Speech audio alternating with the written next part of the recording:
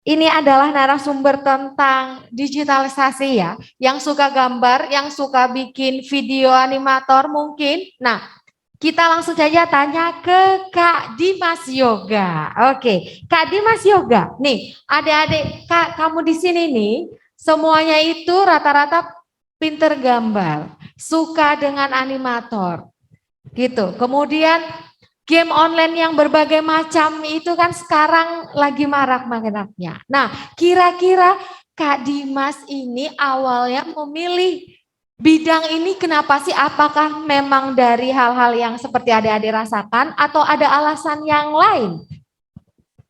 Baik, terima kasih Bu atas kesempatannya. Jadi sebenarnya fokus saya itu di bidang yang saya geluti sekarang adalah programming ya. Jadi pada awalnya setelah saya lulus dari SMP di sini, saya memutuskan buat masuk ke SMK. Kenapa saya pilih SMK itu karena sebenarnya saya orangnya tuh suka untuk belajar hal-hal baru. Cuman karena saya orangnya apa namanya masih susah untuk mengerjakan atau mempelajari hal baru tersebut dengan konsisten, maka saya memutuskan di SMK karena setiap hari yang saya pelajari adalah hal-hal yang bersifat praktek yang mungkin berguna untuk masa depan saya nanti. Waktu itu saya berpikir demikian. Nah, di SMK ini saya mengambil jurusan teknik komputer jaringan. Nah, di jurusan ini pun saya mempelajari banyak hal termasuk dari pemrograman, terus juga ada sedikit videografi pun ada walaupun hanya sedikit ya. Oh, tapi kemudian ketika saya kelas 2 SMK, di situ saya kemudian memiliki ketertarikan tersendiri di bagian pemrograman karena saya berpikir untuk membuat program yang dapat digunakan banyak orang, yang dapat bermanfaat, yang dapat digunakan dalam sebuah sistem itu menurut saya menyenangkan begitu. Dari situ saya mulai mempelajari ilmu-ilmu pemrograman secara otodidak. Nah, karena saya pikir di SMK pun tidak cukup hanya dengan materi-materi yang diberikan oleh guru di sekolah. Jadi saya mencari berbagai macam kursus online, ada juga yang berbayar maupun gratis untuk memperdalam ilmu pemrograman yang saya cari. Nah, sebenarnya dalam dunia pemrograman ini banyak fokusnya ya. Yang pertama ada fokus ke dalam bidang web, yang kedua ada game programming, lalu yang ketiga ada programming ke aplikasi mobile seperti itu. Nah, dan dengan banyaknya cabang atau fokus pemrograman ini tentu banyak juga bahasa-bahasa pemrograman yang dipakai ya. Kalau untuk web yang saya geluti ini, saya kebanyakan menggunakan bahasa pemrograman PHP dan juga JavaScript seperti itu. Namun untuk merancang sebuah tampilan web itu saya menggunakan HTML dan CSS serta beberapa framework untuk membangun tampilan antarmuka dari web. Nah, seperti itu. Kemudian setelah saya lulus SMK, saya merasa bahwa ternyata saya memilih SMK kemarin itu ada sebuah nilai plusnya tersendiri. Karena begitu saya masuk kuliah, saya melihat teman-teman saya yang baru lulus dari SMA itu merasa kaget dengan materi-materi yang mereka pelajari di kuliah karena mereka mungkin merasa asing dengan materi-materi tersebut. Sedangkan saya yang sudah memiliki apa ya, basic atau ilmu yang sudah saya dapatkan dari SMK, saya merasa satu langkah lebih depan daripada teman-teman yang lain seperti itu. Nah, ketika di kuliah, saya mengambil jurusan informatika. Di situ saya banyak sekali mempelajari ilmu-ilmu pemrograman yang sebenarnya sudah sebagian dipelajari di SMK, namun ketika di kuliah saya mendapatkan insight yang lebih baru atau pengalaman yang lebih banyak lagi. Nah, untuk adik-adik yang mungkin nanti akan mengambil kuliah, eh, meskipun masih beberapa tahun lagi ya, dari pengalaman saya, eh, bidang teknologi itu perkembangannya sangat cepat. Hampir setiap hari, hampir setiap minggu, hampir setiap bulan bahkan, itu akan selalu muncul teknologi-teknologi baru. Jadi bagi adik-adik yang tertarik dalam bidang ini harus dituntut harus untuk selalu belajar. Jadi tidak bisa kita mempelajari satu ilmu yang hanya kita praktekkan satu kali. Tetapi emang kita harus mempelajarinya secara berkala dengan konsisten seperti itu. Jadi ketika di kuliah pun saya tidak berdiam diri, dalam artinya tidak hanya kuliah mengerjakan tugas lalu pulang, tetapi saya juga mencari pengalaman-pengalaman atau ilmu-ilmu yang mendukung saya untuk mencapai apa yang saya inginkan waktu itu. Jadi saya banyak mengikuti pelatihan-pelatihan termasuk seminar, lalu juga seperti biasanya waktu yang saya lakukan di SMK yaitu mengikuti kursus online. Jadi memang ketika kuliah kita harus bergerak sendiri, tidak hanya menunggu atau mengambil ilmu yang kita dapatkan di kuliah nanti seperti itu. Oke, menarik. Nah, ini informasi penting bagi anak-anakku kelas 9 ya, bahwasanya contoh Kak Dimas ini adalah lulusan SMK. Jadi tidak hanya SMA, SMK juga memiliki keunggulan khusus ya, seperti yang sudah Bu Arin sampaikan di kelas bahwasanya ketika kalian ingin lebih spesifik dalam menggeluti sesuatu maka ambillah SMK sesuai dengan minat kalian masing-masing. Saat ini SMK banyak sekali jurusannya, bahkan arsitek juga sudah ada di SMK ya. Jadi perbanyaklah mencari informasi tentang jurusan-jurusan di SMK kalau memang kalian menginginkan suatu profesi tertentu yang membutuhkan atau menuntut skill lebih kepada profesi tersebut. Baik, Kak Yoga terima kasih informasi untuk SMK-nya tadi. Nah, kira-kira nih Kak, mungkin bisa nih berbagi pengalaman sama anak untuk hari ini sampai dengan hari ini kira-kira benefit apa yang sudah Kak Dimas Yoga rasakan sebagai seorang web developer nih, biar adik-adik ini tahu, terinspirasi juga. Oke, jadi mungkin bagi adik-adik semua yang masih awam tentang hal ini, jadi sebenarnya web developer itu juga tergolong ke dalam programmer. Nah, untuk bidang yang saya geluti ini saya fokus ke pengembangan sebuah website. Nah, kebetulan website kantor saya itu seperti ruang guru juga ya, bisa dibilang seperti itu karena berfokus di bidang kursus online, ada juga program magang, lalu kelas industri dan sebagainya. Nah, di situ saya bertanggung jawab untuk yang pertama, untuk merancang antarmuka sebuah web. Jadi bagaimana saya mendesain, mengatur tata letak dari elemen-elemen di dalam web supaya nyaman dilihat oleh pengguna. Jadi ketika user membuka halaman web itu merasa tertarik juga untuk menggunakan atau menjadi bagian dari sebuah program tersebut. Kemudian tanggung jawab saya yang kedua adalah saya juga memastikan bagaimana data yang dikirim dari server itu dapat ditampilkan dengan sesuai kepada pengguna. Nah, di situ tentu adalah sebuah hal yang cukup menantang bagi saya karena memang dituntut untuk selalu bekerja dengan fokus. Kita tidak boleh jangan sampai kita salah dalam menganalisa bagaimana sebuah program itu bekerja. Jadi karena sebagai programmer itu kita yang pertama menganalisa terlebih dahulu bagaimana sebuah program itu atau sebuah sistem akan dibuat. Kita akan merancang bagaimana mulai dari sistemnya, lalu dari tampilannya juga seperti itu. Sedangkan untuk di sini saya juga ditulis sebagai UI designer. Nah, UI designer sendiri ini sebenarnya semacam desainer yang merancang antarmuka sebuah aplikasi atau desain. Jadi dia tidak memprogram tetapi hanya sekedar mendesain sebuah antarmuka saja. Jadi memang UI designer tersebut memang harus dituntut untuk kreatif karena UI yang bagus itu akan dapat sangat membantu user untuk tertarik menggunakan aplikasi atau produk kita, seperti itu. Oh ya, dan untuk profesi yang saya geluti ini sebenarnya juga bisa dijalani secara perseorangan, artinya kita dapat bekerja secara freelance sebagai seorang web developer dan tentunya kita akan memiliki jam kerjanya lebih fleksibel.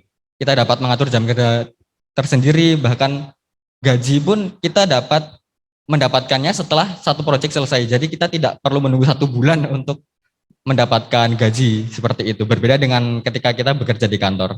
Memang enaknya untuk bidang teknologi itu kita dapat mengerjakannya secara freelance kapan saja dan di mana saja. Seperti itu. Oke, baik. Wow, luar biasa ya. Jadi ibarat hari ini itu memang hal-hal yang menarik sekali, yang baru mungkin bagi anak-anak tentang bagaimana itu arsitek dan lain-lainnya, kemudian web developer. Oke, boleh. Terima kasih. Assalamualaikum warahmatullahi wabarakatuh. Nama saya Farel. Saya ingin nanya di bidang graphic design sama kayak freelance. Pernah nggak ada situasi di mana kliennya tidak puas dengan hasilnya atau ingin barangnya lebih cepat? Dan jika kliennya tidak puas, apa yang kakak biasanya lakukan? Oke, baik. Terima kasih. Pertanyaan selanjutnya untuk Kak Dimas. Tadi Kak Dimas ada yang bertanya, kira-kira ada kalau ada klien yang kurang puas dengan pekerjaannya gimana tuh? Oke, jadi kalau di bidang kreatif seperti ini memang seringkali kita menemukan revisi pekerjaan dari klien, ada yang mungkin dia kurang puas, ada yang minta diganti konsepnya dan sebagainya.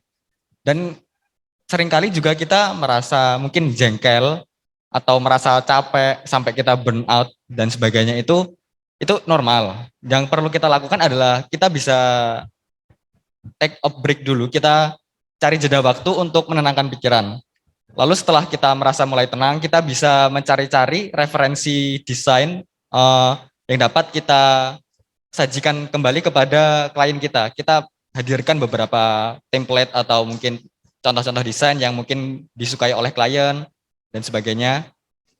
Dan juga kita bisa juga mendesain beberapa desain kita sendiri. Misalkan klien meminta revisi untuk bagian ini, kita dapat membuat 3 bagian yang tadi itu dengan kreasi yang berbeda-beda. Jadi kita di situ juga dapat bisa dapat berkreasi sendiri, bisa dapat meningkatkan kreativitas kita juga, dan juga untuk klien sendiri mereka juga mendapatkan insight atau referensi desain baru yang mungkin bisa mereka inginkan, seperti itu.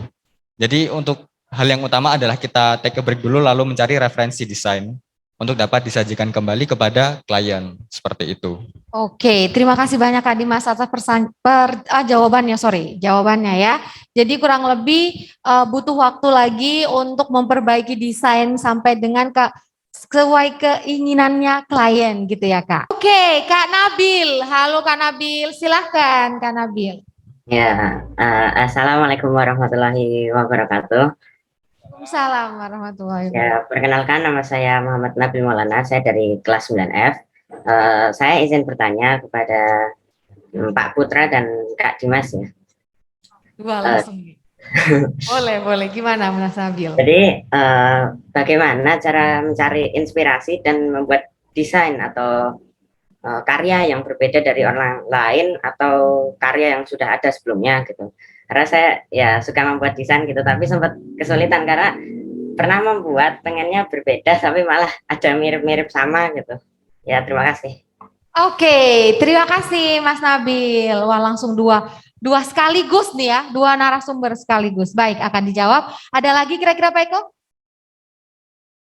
Oh, yang chat. Oke, minta tolong Bu Fitri dibantu bacakan lagi. Dari Fasya 9E, menjadi web developer tentunya harus bisa menguasai bahasa pemrograman. Menurut kakak, minimal beberapa bahasa? Oke, wow. Seperti bahasa Inggris, bahasa Jerman gitu ya mungkin ya. Mungkin nanti bisa dijelaskan ya Kak. Baik, terima kasih pertanyaannya. Jadi sudah cukup ya sesi kedua ini 4 pertanyaan. Selanjutnya pertanyaan untuk Kak Dimas Yoga. Nih lumayan banyak nih Kak ya. Pertanyaan yang sama untuk menemukan ide saat membuat web mungkin pertama. Yang kedua bahasa pemrograman tadi. Itu ya. Mungkin bisa dijelaskan. Oke, jadi tadi pertanyaannya untuk mendapatkan atau membuat desain yang bagus dan berbeda dari orang lain. Nah, jadi dalam dunia web design, kita bisa melihat beberapa referensi dari beberapa situs portfolio desain orang lain. Itu ada namanya dribble.com, DRI, B-nya 3, lalu LE.com, dribble.com. Nah, di situ banyak sekali desain-desain UI, mulai dari tampilan aplikasi atau web yang dapat kita cari. Nah, kita pilih salah satu desain yang mungkin kita sukai. Kita lakukan 3 hal, yaitu ATM, amati, tiru, dan modifikasi. Nah, dari satu desain utama tersebut, boleh kita buat desainnya sama plek atau sama persis. Nah, nanti ketika sudah jadi, kita bisa tambahkan elemen-elemen lain. Kita bisa mencari referensi lain, yang mungkin komponen-komponennya itu bisa kita tambahkan atau kita masukkan ke desain utama yang sudah kita buat tadi. Atau kita juga bisa mengubah tata letaknya, warna, dan juga elemen-elemen yang lain. Jadi dengan demikian kita bisa mendapatkan insight baru, referensi baru, atau juga gaya desain yang mungkin sesuai dengan yang kita sukai seperti itu. Jadi memang kita harus melakukan 3 hal tadi jika kalian masih sebagai pemula untuk terjun ke bidang ini, yaitu amati, tiru, dan modifikasi. Nanti seiring waktu perlahan-lahan akan meningkatkan skill dan juga skill desain kalian seperti itu. Lalu untuk pertanyaan yang kedua, yaitu bahasa pemrograman yang biasa dipakai oleh seorang web developer ya tadi ya. Jadi untuk web developer itu sebenarnya dibagi menjadi 2, yaitu front end developer, yaitu bidang yang saya geluti sendiri, lalu ada juga back end developer. Nah, untuk front end developer ini dia berfokus ke desain atau tampilan antarmuka sebuah web. Sedangkan untuk back end adalah mereka berfokus untuk mengambil, mengolah, dan menyimpan data dari apa yang user inputkan ke dalam server atau database. Nah, jika kita tertarik untuk menjadi sebagai seorang front end, kita bisa menggunakan bahasa pemrograman yang cukup powerful, yaitu JavaScript. Nah, JavaScript ini dia bisa berjalan di server, bisa juga berjalan di sisi klien atau pengguna. Nah, ada juga beberapa bahasa lain yang dia tidak termasuk bahasa pemrograman, tetapi digunakan untuk mendesain. Yaitu seperti yang sudah saya sebutkan tadi, ada bahasa HTML dan CSS. Itu adalah 2 bahasa utama yang cukup umum digunakan untuk mengembangkan sebuah website. Lalu kita juga bisa menggunakan framework sebagai alat bantu kita untuk mengembangkan sebuah sistem dengan cepat. Untuk JavaScript sendiri di bagian front end itu ada banyak sekali framework yang dapat kita pakai. Salah satunya yang sering saya pakai adalah Vue.js, tulisannya Vue.js, lalu ada juga AngularJS, lalu ada juga Next.js dan sebagainya. Kita tidak perlu menguasai ke semua framework tersebut, tetapi yang perlu kita lakukan adalah kita mempunyai dulu fundamentalnya. Kita tahu bagaimana sebuah basic bahasa pemrograman itu bekerja, bagaimana logikanya untuk membangun sebuah sistem. Nah, nanti kalau misalkan kita sudah mempunyai fundamental yang cukup bagus, cukup kuat, barulah kita mengeksplorasi framework tadi yang sudah saya sebutkan. Nah, itu untuk yang front end. Untuk back end pun sebenarnya sama, cuman untuk back end dia lebih, saya bilang bisa lebih kompleks lagi bahasa pemrogramannya. Untuk back end sendiri yang umum digunakan biasanya adalah ada PHP dan juga JavaScript. Seperti yang sudah saya bilang, untuk JavaScript dia bisa run di server dan juga di klien tanpa server seperti itu. Tapi untuk PHP sendiri dia khusus dijalankan untuk berjalan di sisi server. Untuk PHP ini dia biasanya digunakan untuk mengambil data dari database lalu dikirimkan untuk dapat diproses dan diolah ke dalam tampilan seperti itu. Lalu ada juga beberapa bahasa lain seperti kalau tidak salah ada Python, dia juga bisa berjalan di sisi server seperti itu. Tapi untuk yang umum digunakan adalah PHP dan juga JavaScript seperti itu. Oke, baik, terima kasih Kak Dimas. Pesan untuk adik-adik yang ada di sini maupun yang ada di rumah. Jadi pesan saya untuk teman-teman dan adik-adik semua di sini adalah sebagai pelajar tentunya yang pertama memang kita perlu untuk belajar yang tekun dan sebisa mungkin seperti yang Mas Rafa tadi bilang, cari passion kita sedini mungkin, cari apa yang membuat kita tertarik dalam melakukan sesuatu hal sedini mungkin karena itu adalah suatu hal yang perlu untuk mempersiapkan masa depan. Lalu sebagai muslim dan muslimah yang taat, kita tentu harus selalu taat beribadah kepada Allah, selalu minta doa dan restu dari orang tua, sayangi orang tua, lalu jangan lupa untuk selalu belajar, mempelajari hal-hal baru, mencari relasi, mengikuti berbagai macam hal-hal yang akan meningkatkan prestasi kalian seperti lomba dan sebagainya. Dan juga jadilah orang yang bermanfaat bagi orang lain, berbagi ilmu, berbagi apapun yang menurut kalian itu adalah hal yang positif yang bisa bermanfaat untuk orang-orang di sekitar kalian. Itu pesan saya untuk teman-teman semua. Oke, baik. Wow, luar biasa ya pesannya.